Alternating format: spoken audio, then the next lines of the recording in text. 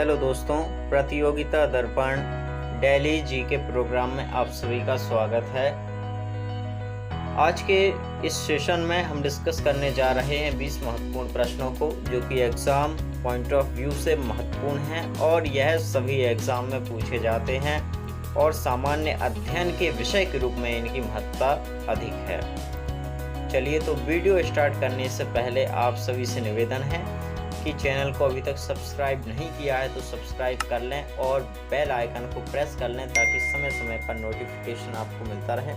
चलिए स्टार्ट करते हैं। हमारा फर्स्ट क्वेश्चन है, संसद का संयुक्त अधिवेशन कौन बुलाता है? तो संसद का संयुक्त अधिवेशन जो है वो राष्ट्रपति महोदय बुलाते हैं। दूसरा क्वेश्चन है हमारा, LBW शब्द किस खेल से संबंधित है? तो जो LBW है यह क्रिकेट खेल से संबंधित शब्द है। ये देखिए, ये क्रिकेट खेल से संबंधित शब्द है। तीसरा क्वेश्चन है, वायुमंडल की कौन सी परत हमें सूर्य से आने वाली अल्ट्रावायलेट किरणों से बचाती है? तो वायुमंडल में O3 नाम की एक परत है जो कि सूर्य से आने वाली अल्ट्रावायलेट किरणों से हमें बचाती है। इसे ओजोन परत के नाम से जाना जाता है। चलिए फोर्थ क्वेश्चन देखते हैं। ख्वाजा मोइनुद्दीन चिश्ती की दरगाह कहाँ स्थित है?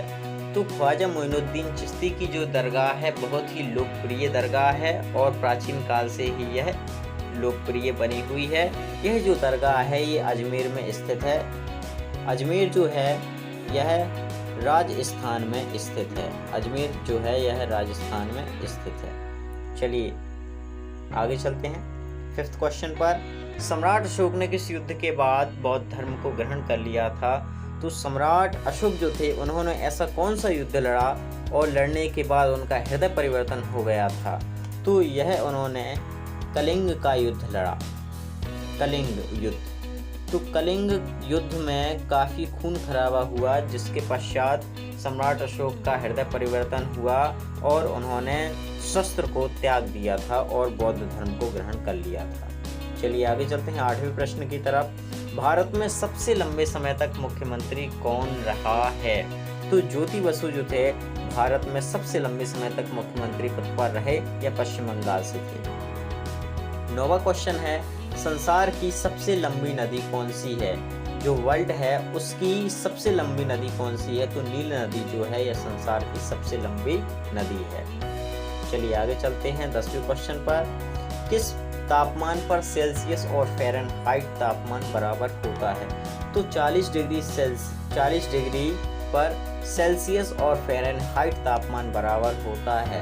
40 डिग्री को इस प्रकार से भी लिखा जा सकता है और सेल्सियस को C से तथा फ़ारेनहाइट को F से प्रदर्शित किया जाता है। 11वां जो प्रश्न है, चलिए 11वें प्रश्न की तरफ चलते हैं।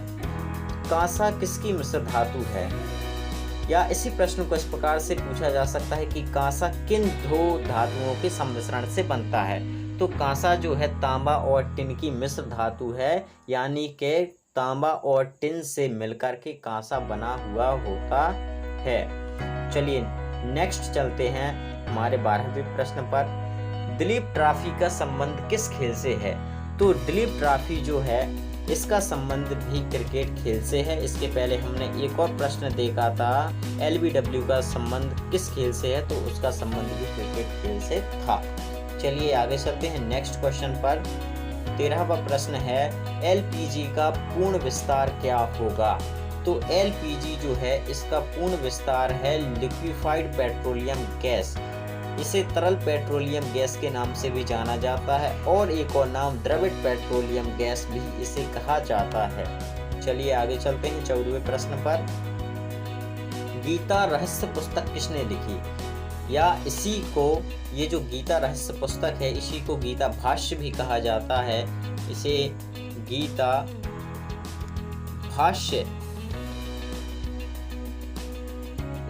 भाष्य भी कहा जाता है। यह बाल गंगाधर तिलक जी के द्वारा लिखी गई थी। जब वो जेल में बंद थे तब उस समय इन्होंने गीता भाष्य का लिखा था।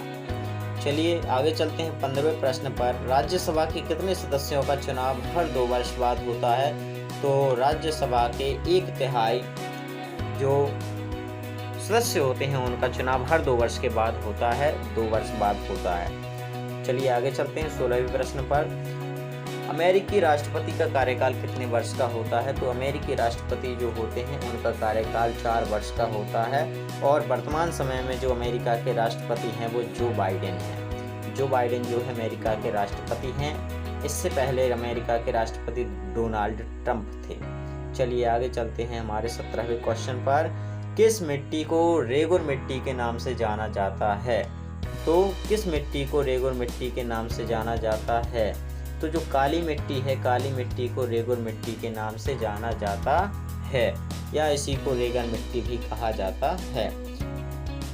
जो 18वां प्रश्न है हमारा वह फैक्ट आधारित प्रश्न है। लाल मिट्टी का रंग लाल क्यों होता है? बताइए, कारण बताइए। लाल मिट्टी का रंग जो है वह लाल क्यों होता है?